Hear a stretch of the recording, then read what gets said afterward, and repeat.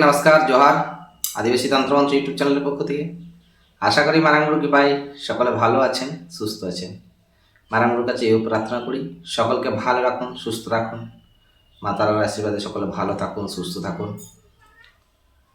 এখন ভিডিও একটু কম দিতে পারছি, চারিদিকে যে পরিস্থিতি আছে। আর আমি বলেছিলাম যে রাজনৈতিক প্ল্যাটফর্মে যারা কাজ করেন তারা আমাদের কাছে অনেকে অনেক রকম কাজ করেন। তো সেই কারণবশত আমরা কিন্তু ইদানিং একটু ব্যস্তই হয়ে পড়েছি যারা এই তন্ত্র জগতে কাজ করেন দেখবেন। তার সত্ত্বেও আমি চেষ্টা করছি যে আপনাদের সামনে লাইভ করা এবং ভিডিও আপলোড করা চ্যানেলটাকে বাটিয়ে রাখা। আপনাদের যে আগ্রহ, অতি আগ্রহ, আমাকে মানে এখন সকলের ফোনও আমি ধরতে পারছি না। আচ্ছা, একটা বিষয় আপনাদেরকে বলে রাখি যে আমার দুটো নাম্বার, একটা নাম্বার হচ্ছে গিয়ে 8370825336। এই নাম্বারে যদি কেউ না পান সেক্ষেত্রে আমার আরেকটা নাম্বার আছে, সেখানে কন্ট্যাক্ট করবেন 89 18 60 64 83। 89 18 60 64 83। দুটো নাম্বারই হোয়াটসঅ্যাপ এবং কলিং দুটো অপশানই আছে। আপনারা চাইলে আমার যে কোনো একটা নাম্বারে কন্ট্যাক্ট করতে পারেন। যদি খুব এমার্জেন্সি হয়, ফোন তুলছি না, সেক্ষেত্রে আপনারা আমাকে হোয়াটসঅ্যাপে মেসেজ করে এমার্জেন্সি কাজ থাকলে বলতে পারেন। অনেক সময় এমন অনেক এমার্জেন্সি কাজ হয়। আমি প্রত্যেকটা ভিডিওতে বলে থাকি যে আমি কিন্তু এমার্জেন্সি কিছু কাজ, যেগুলো ধরুন কেউ হসপিটালাইজ হয়ে গেছে, তার জ্ঞান ফিরছে না, সেই ক্ষেত্রে কোনো রকম চার্জেস আমি নিই না। হয়তো তার দেখার ম্যাটার আছে, সেগুলো কিছু তৎকাল কিছু কাজ করতে হবে, বাচ্চার কোনো রকম বিরাট শরীর খারাপ হয়ে গেছে, এই সমস্ত কাজে কিন্তু আমি চার্জ নিই না কোনো রকম। আমাকে ফোন করলে আমার দ্বারাই যতটা উপকৃত মানে উপকার করার সম্ভব ততটা আমি কিন্তু করব। ঈশ্বরের আশীর্বাদে আপনাদেরকে আমি ততটা সহযোগিতা করব। অন্যান্য কাজগুলো যেমন কাজ সেই মোতাবেক আমি কিন্তু চার্জ নিই। এবং অন্যান্যরা, বাকিরা যারা কাজ করেন তাদের যে চার্জেস তার থেকে আমার মনে হয় একটু বেশি, অনেকেই বলেন। আমি আপনাদেরকে একটা কথা বলেছি এর আগেও, যে আমি যে কাজগুলো করি তার যে চার্জ, খরচা বাদ দিয়ে, সেই চার্জ থেকে আমি কিছু সমাজ সেবামূলক কাজের সাথে মানে কাজে সেগুলো ব্যয় করি।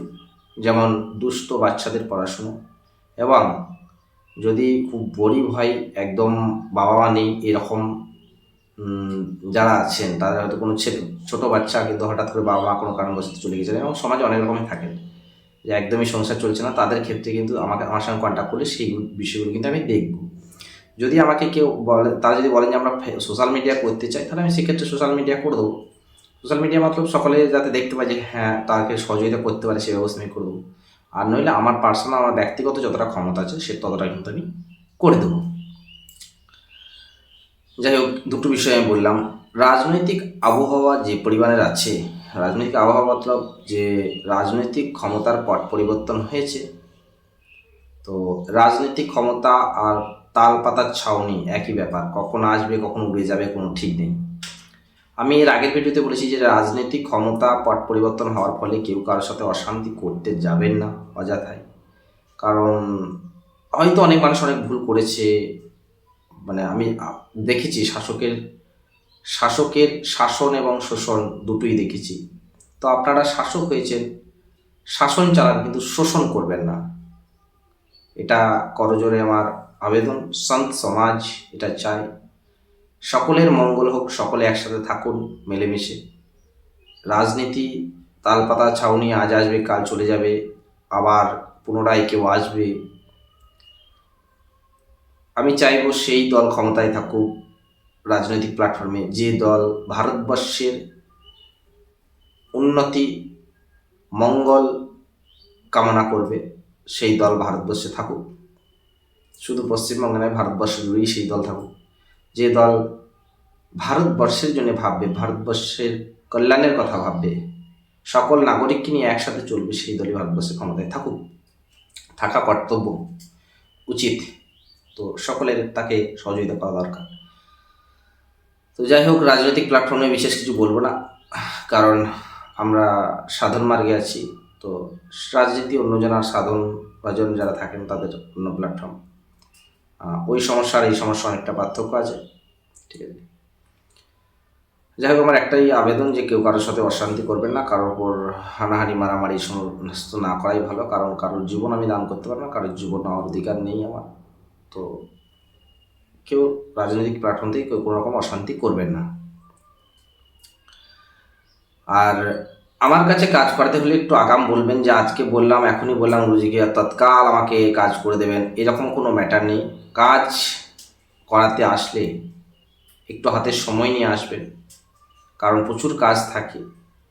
আমি তো কোনো যন্ত্র নেই একসাথে 100টা কাজ ঢুকে দেবো, এরকম হয় না, একটা একটা করেই করতে হয়। তো একটা কাজের অনেকটা সময়ও লাগে। তো সেই জন্য কাজ যারা করাতে আসছেন তারা একটু সময় নিয়ে, হাতে সময় নিয়ে আসবেন। মানে আর যে কাজের যে টাইম, সেই টাইমটা ধৈর্য যদি আপনাদের থাকে তাহলে আমার কাছে কাজ করাবেন, না হলে অন্য কোথাও করে নেবেন। কেউ যদি এখন একদিনে করে দেয় খুব ভালো কথা, কিন্তু একদিনে 1 ঘন্টায় 3 মিনিটে তৎকাল যে কাজগুলো হয় সেগুলো হয়, কিন্তু অন্যান্য বড় কাজ কিন্তু এভাবে হয় না। আমার কাছে বাস্তু এবং বাস্তু ব্যবসা, এই সমস্ত ক্রিয়া যেগুলো বাস্তুতে বসে করতে হয়, বাস্তুর মঙ্গলার্থে যে সমস্ত যাগযজ্ঞ হয়, সেগুলো আমার নিজস্ব অভিজ্ঞ টিম আছে, বৈদিক মতে কাজ করে, কোনো সমস্যা হবে না। তাদেরকে দিয়ে আপনারা কাজ করে নিতে পারেন। বিভিন্ন তাবিজ কবজ আমার কাছ থেকে হয়, যেমন বাংলামুখী, নৃসিংহদেবের কবজ, মহামৃত্যুঞ্জয় কবজ, কোনো রকম দোষের কাল সর্বদোষের জন্য কাল সর্বদোষ কাটানোর ম্যাটার থাকলে সেগুলো, এই সমস্ত ক্রিয়াগুলো কিন্তু আমার অভিজ্ঞ টিম আছে, তারাও করেন এবং আমি নিজেও করি। আপনারা চাইলে সপরিবারে একসাথে উপস্থিত থেকে হয়তো কোনো একটা সতীপীঠে গিয়ে যজ্ঞ করাবেন, সেই ব্যবস্থাও কিন্তু আমার কাছে আছে। অভিজ্ঞ টিম আছে, আমার টিমে 6 জন আছে, 6 জন টিম মেম্বার আছেন, যারা সবসময় বৈদিক মতে যে যাগযজ্ঞ বিষয়গুলো সেগুলো দেখে নেন। আর বাকি আদিবাসী তন্ত্রমতে বা নাথযোগী হিসেবে যে সমস্ত ক্রিয়া সেগুলো আমি তো নিজেই করি। তো আজকের মূল বিষয়বস্তু যেটা, সেটা বলে দিই খুব সহজে, কারণ দিনের বেলা ভিডিও বানাচ্ছি, লাইট মানে গেট বন্ধ করে দিয়েছি, চারিদিকে সাউন্ড আছে, ঘর অফ করে দিয়েছি বলে কোনো সাউন্ড আসছে না, কিন্তু পাখা চলে যে সাউন্ডটা হয়েছে না, পাখাটা বন্ধ করা আছে, তাই ঘামছি প্রচণ্ড। আজকের যে বশীকরণ ক্রিয়া, সেই বশীকরণ ক্রিয়াটা খুব অতীব সহজ ক্রিয়া, অতীব সহজ। আপনাকে যেটা করতে হবে, যে ডালিম গাছের কলম, যে ডালিম গাছের কলম হয়, এই ডালিম গাছের কলম আপনাকে কিন্তু যে কোনো পূর্ণিমা বা অমাবস্যায় সংগ্রহ করতে হবে। অমাবস্যায় সংগ্রহ করাটাই বেস্ট। কেউ যেন না দেখে ডালিম গাছ থেকে একটা ডাল কেটে সেটাকে কলমে রূপান্তরিত করুন। মানে যেমন আমরা পেন তৈরি করি, এরকম পেন আপনি তৈরি করুন এবং সেই পেনটাকে গঙ্গার জল দিয়ে শুদ্ধিকরণ করে একটা লাল বস্ত্রের মধ্যে আচ্ছাদন করে রাখুন, ঢেকে রাখুন লাল বস্ত্রের মধ্যে। যেদিন সংগ্রহ করবেন সেদিন তার ক্রিয়া করা যাবে না, তাই সব একসাথে সংগ্রহ করাও যায় না, সময় লাগে। যে কোনো কাজে কিন্তু সময় লাগে, সময় ছাড়া, সময় হচ্ছে মহাসত্য। মৃত্যু যেমন মহাসত্য, সময় কিন্তু মহাসত্য। সময় আপনাকে সব কিছু সঠিক সময় সব কিছু পাই দেবে। তো একটা কলম আপনি সংগ্রহ করে রাখুন, ডালিম গাছের কলম।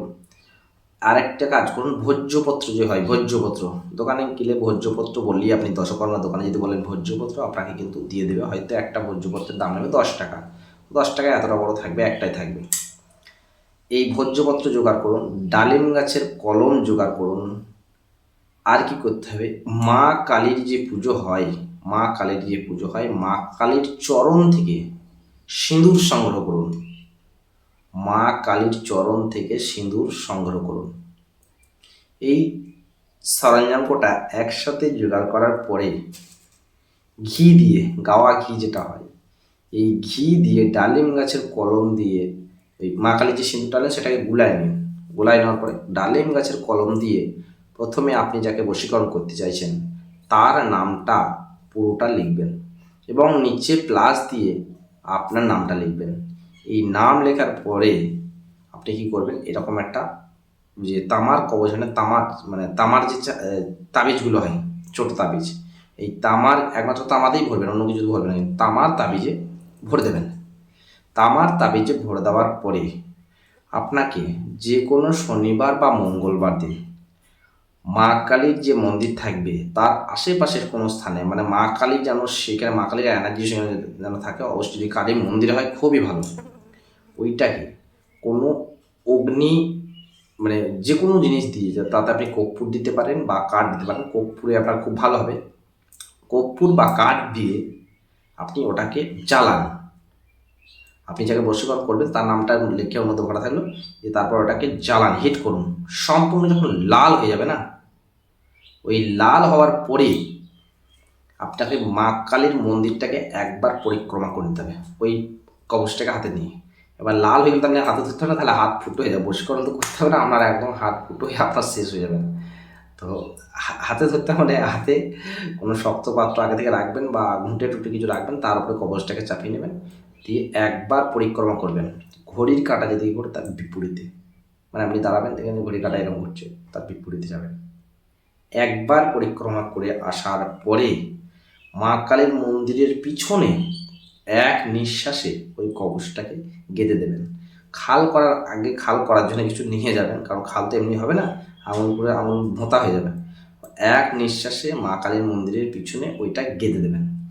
দেখবেন যেদিন গেঁথে দেবেন, এবং ওখান থেকে গেঁথে দেওয়ার পরে অনেক রকম মেসেজ হতে পারে, গাদার আগেও মেসেজ হতে পারে। আপনি যখনই গাঁথবেন ওখান থেকে গেঁথে দেওয়ার পর সঙ্গে সঙ্গে তৎক্ষণাৎ কিন্তু ওই স্থান কিন্তু আপনি ছেড়ে দেবেন। যখনই আপনি গাঁথবেন তখনই তৎক্ষণাৎ ওই স্থান ছেড়ে দেবেন, যেন ক্রিয়া করার সময় কেউ না দেখে। ক্রিয়াটাকে আপনাকে কিন্তু একা করতে হবে। এই ক্রিয়ার সময় যেন আপনাকে আশেপাশ থেকে কেউ না দেখে ফেলে, এবং তৎক্ষণাৎ ওই স্থান ছেড়ে একদম বাড়ি চলে আসুন। শর্ট টান, ছি চা ভি ভা শু সা, যে কোনো আওয়াজ হোক, আই ডাকছি, এই সমস্ত হতে পারে, কিন্তু এই সমস্তকে উপেক্ষা করে একদম সাইলেন্ট মুডে আপনি সিধা বাড়ি চলে আসুন। পিছন ফিরে তাকানোর কোনো গল্পই নেই। আপনি লক্ষ্য করে দেখুন, আপনি যেদিন ক্রিয়াটা করবেন তার 3 দিনের মধ্যে ও আপনার সঙ্গে কন্ট্যাক্ট করবেই করবে।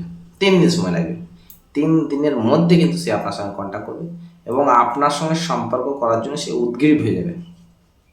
যদি বলেন দাদা একদম কি পাগল হয়ে যাবে, না না না, পাগল হবে না, একদম তার মাথা ফাথা সব খেয়ে দেবে না, চিন্তা নেই, কিন্তু আপনার সাথে সম্পর্ক করার জন্য সে পাগল হবে।